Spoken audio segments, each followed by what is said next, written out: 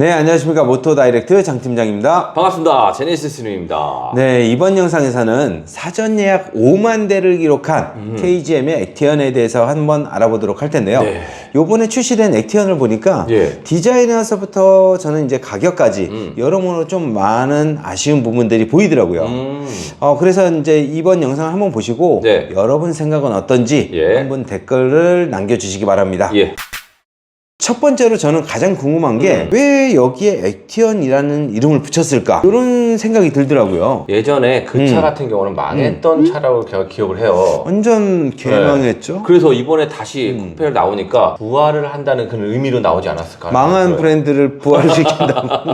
그리고 이제 이번에 나온 액티언 같은 경우에는 사실 이게 새로운 차가 아니잖아요. 네. 뭐 이름 같은 경우는 액티언이라고 했지만 네. 사실상 액티언이라기보다는 토레스 쿠페로 나와야 될 게 맞아요. 네. 이래야 소비자들이 혼동이 없을 것 같아요. 저 같은 경우에도 액티언이라고 하니까 마치 다른 차처럼 여겨졌거든요. 네네. 조사를 이렇게 하다 보니까 이거는 다른 차가 아니라 그냥 토레스 쿠페더라고요. 네네. 그래서 아까 말씀드렸다시피 왜 굳이 토레스 쿠페를 냅두고 액티언이라는 이름을 붙였을까?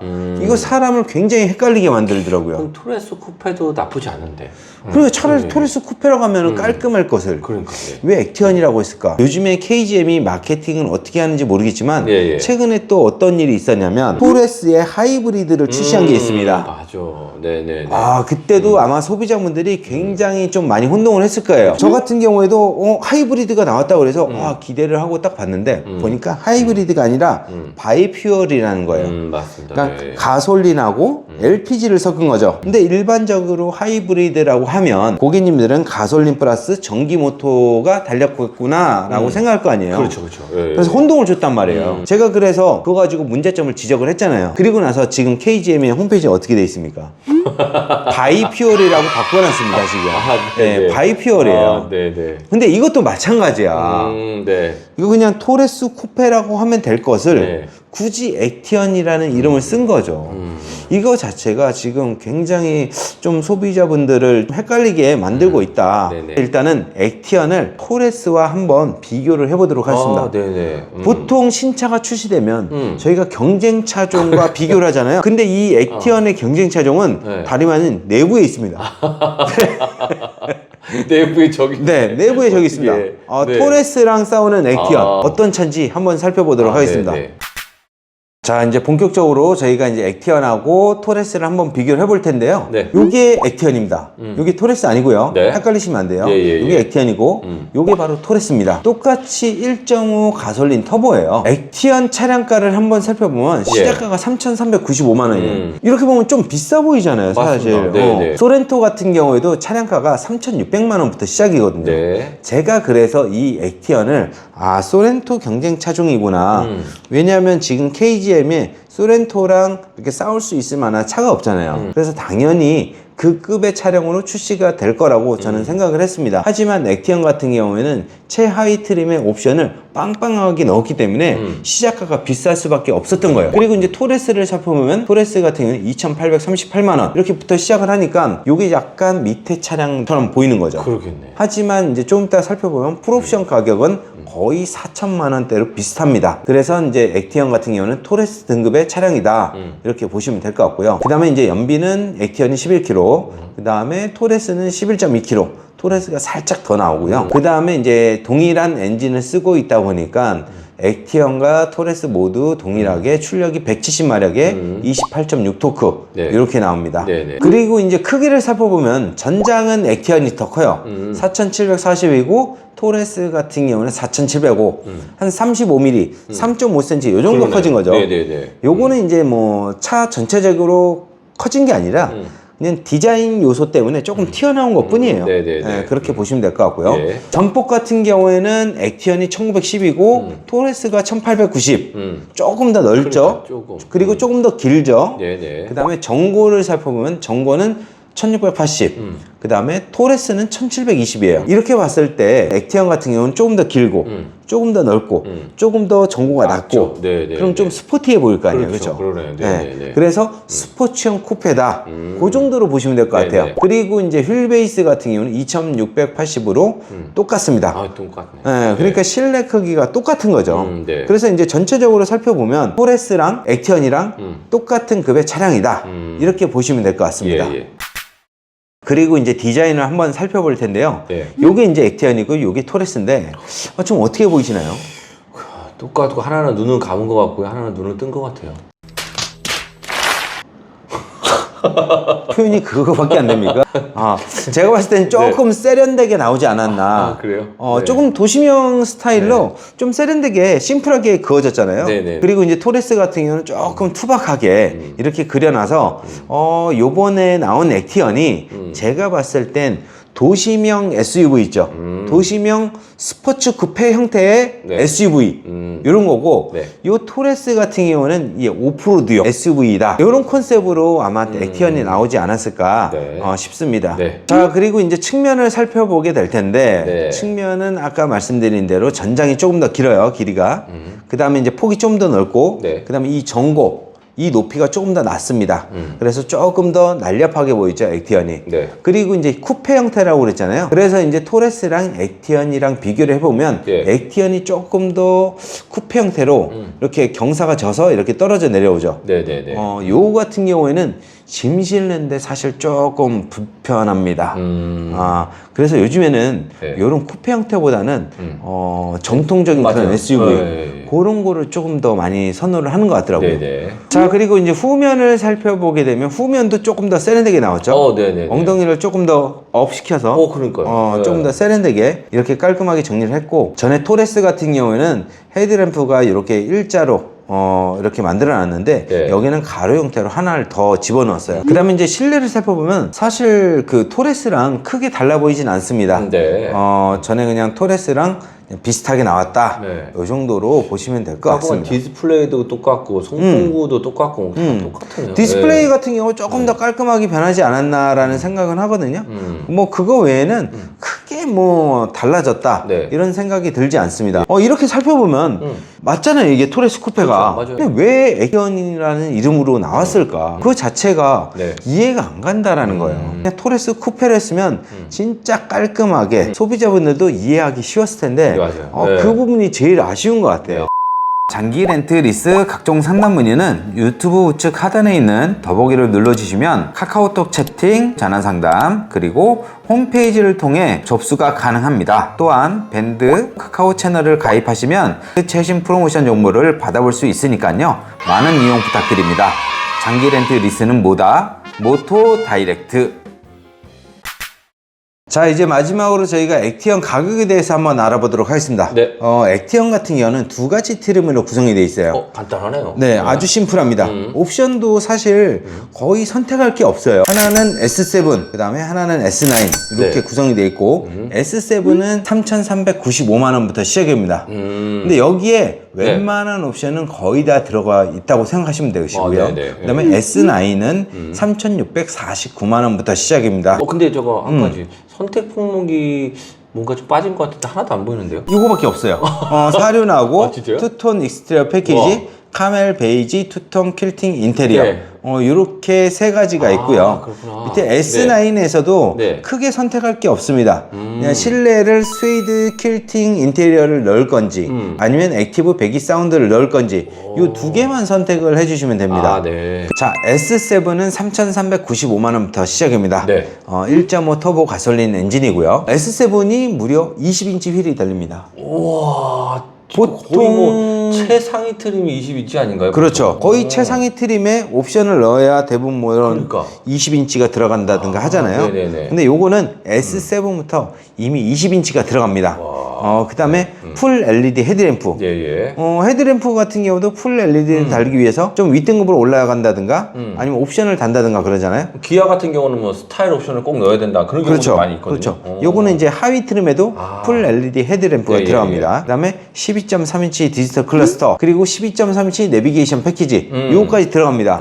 네, 그래서 네, 이제 파노라마 디스플레이가 적용이 된다라는 거예요. 네네네. 특별한 옵션을 선택하지 않아도 그렇죠. 파노라마 디스플레이가 선택이 됩니다. 그 다음에 앰비언트 라이트, 천연가죽 퀼팅 시트 패키지, 전자식 파킹 브레이크, 그 다음에 이제 또 우리 제네시스님이 좋아하는 애프터블로우. 맞아요. 네, 요거 같은 경우는 이제 에어컨을 끄게 되면 시동을 끄고 나가더라도 계속 바람으로 습기 같은 거를 말려주는 거죠. 그렇죠. 그래서 이제 차량에서 냄새가 안 나도록 도와주는 거고요. 예. 그 다음에 제가 좋아하는 디지털 키입니다. 네. 디지털 키도 이제 기본으로 들어가 있습니다. 예, 예. 그리고 이제 휴대폰 무선 충전, 그다음에 운전석 통풍 시트, 2열 히팅 시트 이런 것도 기본으로 들어가 있고요. 예, 예. 그다음에 인텔리전트 어댑티브 크루즈 컨트롤. 요거는 우리가 흔히 알고 있는 스마트 크루즈 컨트롤. 그렇게 보시면 되고요. 네. 그다음에 스마트 하이빔. 요거 같은 경우도 이제 교통 상황에 따라서 하이빔을 자동으로 쏴주고 예, 예, 예. 그다음에 만약에 마주오는 차라든가 앞선 차가 있으면 하이빔을 내려주는 그런 기능입니다. 그래서 이런 것도 굉장히 편리하고요. 네. 그다음에 앞차 출발 경고. 정차에 있다가 앞차가 출발하게 되면 경고음을 통해서 저에게 알려주는 거예요. 네, 예, 예. 이거는 우리나라 사람한테 꼭 필요한 옵션이죠. 네네네. 그다음에 이제 차선 이탈 경고라든지 12.3인치 내비게이션 패키지. 그다음에 또 요즘에 중요한 옵션 중에 하나가 무선 소프트웨어 업데이트 OTA예요. 이건 꼭 있어야 된대. 네, 예, 예. 요즘엔 차에 각종 첨단 기술이 많이 들어가 있고 네. 소프트웨어가 굉장히 많이 들어가 있습니다. 그렇기 때문에 이런 오류라든지 업데이트라든지 이런 OTA를 통해서 간편하게 하실 수가 있습니다. 그래서 이런 OTA까지 기본으로 탑재가 돼 있습니다. 안전사항을 제가 좀 살짝 훑어봤는데, 없는 게 없이 다 있네요. 거의 다 있다고 보시면 될 것 같아요. 네. 하지만 이제 몇 가지 고급 안전 사항들이 좀 빠져 있는데 네네네. 그런 것까지 다 넣어 주시려면 이 S9을 선택해 주시면 되세요. 네네네. S7하고 S9하고 네. 한 300만 원 차이거든요. 와, 근데 제가 지금 잠깐 지금 처음 보여주셔가지고 제가 봤는데, S9으로 갈 수밖에 없는 옵션이 하나 보여요. 딱 보이죠? 네. 바로 이 스마트 파워 테일게이트, 와. 스마트 전동 트렁크. 네. 요거를 선택하려면 무조건 S9으로 가야 돼요. 와, 이거는 어떻게 보면 이거 옵션제 같은 느낌이 살짝 들어요. 고객님들이 이제 그 스마트 파워 테일게이트 전동 트렁크 없으면 어때? 네. 이렇게 생각하시는 분들이 분명히 있거든요. 근데 이거 한번 쓰다가 안 쓰면 네. 이거 없으면 또 차를 못 삽니다. 그리고 그건 중형 SUV잖아요. SUV는 없다는 건 말이 안 돼요. 이거는 네. 트렁크도 무겁잖아요. 그렇죠, 그렇죠. 그렇기 때문에 전동 트렁크는 반드시 넣어주시는 게 좋습니다. 네네네. 그래서 이제 고객님들이 액티언을 구매를 해야겠다 하신다고 하면 제가 봤을 때 무조건 S9을 그러네요. 선택해 주시는 게 네네네. 좋습니다. S9에는 스마트 전동 트렁크, 3D 어라운드 뷰 그것도 모니터링 시스템, 예, 예. 이 서라운드 뷰 모니터 있죠? 예, 예. 예. 그게 여기에 들어가 있습니다. 그렇죠. 예, 예. 그리고 각종 안전 사양들이 이렇게 들어가 있는데요. 네네. 사실 300만 원 차이잖아요. 네네네. 좀 크면 크다 생각할 수 있겠지만 제가 봤을 땐 전동 트렁크라든지 3D 어라운드 뷰 이런 것 때문에라도 S9으로 가는 게 맞지 않나 네네. 이렇게 생각을 합니다. 네. 자, 그리고 여기서 이제 선택을 해줄 수 있는 옵션이 네. 공통 선택 품목에 포함된 거 그리고 요 두 가지입니다. 블랙 스웨이드 퀼팅 인테리어 네. 요게 이제 60만 원이고요. 네. 그 다음에 액티브 배기 사운드 요게 140만 원인데 이게 뭔가요? 이제 스포츠 사운드 그런 건 내는 거 있죠, 차에. 근데 그거를 140만 원까지 주고 해야 될 이유가 있을까라는 생각이 드는데 이걸 또 좋아하시는 분들이 있을 거란 말이에요. 네. 저희 같은 경우야 뭐 그렇게 좋아하진 않지만 네. 젊으신 분들은 또 이런 사운드 또 좋아하잖아요. 그렇기 때문에 그런 분들은 이제 140만 원 정도 주고 달면 될 것 같고요. 여기에서 이제 추가로 더 해야 될 옵션 같은 경우에는 사륜 정도 그러니까요, 넣어주면 되지 않을까 예, 예, 예. 이렇게 생각을 합니다. 자, 그 다음에 이제 그 외장 색상을 또 투톤을 원하시는 분들이 있거든요. 예. 이게 이제 원톤이고, 이게 투톤입니다. 네네. 잘 모르시겠죠? 잘 모르겠는데요. 투톤은 비용이 더 추가가 돼요. 네네. 어떻게 틀리냐면, 네. 이 원톤 같은 경우, 예를 들어서 내가 로얄 카파를 선택을 했다. 네. 아니면 그랜드 화이트를 선택을 했다. 네. 하면, 요게 이제 화이트 색상이고요. 요게 원톤이고요. 네. 요거는 공짜입니다. 네. 요거는 공짜고, 네. 투톤으로 하면 이제 40만 원이 추가인데, 네. 투톤 같은 경우는 요 루프 라인 있죠. 여기가 까만색입니다. 볼일도 없는데 뭐. 근데 패스. 요 차이가 또 굉장히 또 큰 차이를 보일 수가 있어요. 또 썬루프 같은 느낌이 또. 네, 그렇죠. 썬루프를 넣은 것처럼 그러니까, 안 좀 넣은 차량이 것 같고. 좀 이뻐 보이거든요. 아, 네네네. 그래서 요거는 취향에 따라서 선택해도 네. 괜찮을 것 같아요. 예. 저 같으면 그래도 요거 넣어주지 않을까 싶거든요. 왜냐면 네. 차 모양이 달라지기 때문에 네. 저거는 넣어주지 않을까 싶습니다. 이번에 새롭게 출시된 액티언 같은 경우에는 좀 아쉬운 점들이 좀 많긴 한데 또 가장 아쉬운 점이 하나 더 있습니다. 뭘까요, 근데? 바로 하이브리드가 없다라는 거예요. 아, 그러네요. 네, 요즘 SUV 대세, 뭐 SUV뿐만이 아니라 세단도 마찬가지고 네. 요즘 자동차의 대세는 바로 하이브리드거든요. 그렇죠, 네. 전 차종에 들어서 하이브리드 판매율이 제가 알기로는 60% 이상인 걸로 알고 그렇죠, 있어요. 맞습니다. 네. 그만큼 하이브리드를 내놓지 않으면 차량이 판매가 안 된다라는 거예요. 그리고 요즘에 하이브리드 인기가 더한 게 네. 최근에 아주 큰일이 있었죠. 전기차 화재. 그렇죠. 네. 전기차 화재가 있었습니다. 저도 전기차를 가지고 있지만 네. 요번에 화재 사건으로 인해서 전기차를 팔아야 되나? 이런 생각까지 저는 했습니다. 꽤 저는 많은 진짜 분들께서 그럴 거예요. 그렇죠. 네. 저는 진짜 전기차 굉장히 칭찬하고 굉장히 극찬하고 다녔잖아요. 네네, 맞습니다. 네. 하지만 이번에 전기차 사고로 인해서 한 번쯤 다시 생각을 하게 된 거죠. 전기차를 팔고 내연기관으로 가야겠다. 내가 유지비가 조금 더 들어가더라도 마음 편하게 내연기관으로 가야겠다라는 생각이 들더라고요. 네네. 근데 이제 유지비를 줄이려면 내연기관에서 가솔린 아니면 디젤보다는 이제는 하이브리드를 그렇죠. 선택해야 되는 거잖아요. 예. 내가 토레스가 마음에 들어 아니면 내가 액티언이 마음에 들어 한다고 했을 때 여기에 하이브리드가 있어야 된다라는 거죠. 그러니까. 네. 하이브리드가 없으면 사실 제가 봤을 때는 흥행하기 쉽지 그러니까. 않다기보다는 그냥 안 된다. 요것도 안 됐다. 아, 네. 네. 요게 좀 아쉽습니다. 아, 그런데 또 지금 생각해보니까 막상 KGM에서 하이브리드다운 차가 한 대도 없지 않나요, 지금? 없어요. 이 액티언을 출력이. 내놓을 게 아니라 네. 하이브리드를 내놨어야 돼요. 하여튼 뭐 하이브리드가 없다라는 게 굉장히 아쉽고요. 네네. 그렇다고 해서 액티언이 나쁘다라는 게 아닙니다. 이 액티언이 흥행을 하려면 네. 하이브리드가 반드시 필요하다라는 거예요. 하지만 내가 뭐 가솔린을 원한다 하시는 분들은 액티언도 하나의 이제 대안이 될 수가 있는 거죠. 네네. 액티언을 할까? 아니면 토레스를 할까? 아니면 스포티지를 할까? 투싼을 할까? 이 네 가지 중에 선택을 해볼 수가 있다는 거예요. 예.